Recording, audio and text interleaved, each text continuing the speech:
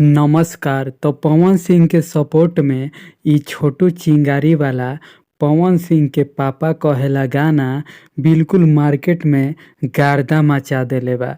भैया हो विरोधी के पूरा फाड़ के रख देले बा। का बताई ये गाना के बारे में। गाना में बहुत दम बा। ताहरा लोगन के कैसन लागता कमेंट बॉक्स में बतावलो। अपना भाई के ई चैनल सब्सक्राइब नइखो लो कइले तो कर ली हलो सब्सक्राइब आ बगल में बेल आइकन के घंटी भी दबा दी हलो कि हम जब भी वीडियो अपलोड करी तो ताहरा लोगन के पास पहुंच जाओ। आ कमेंट बॉक्स में बतावल मत भूली हलो कि गाना कैसन लागता।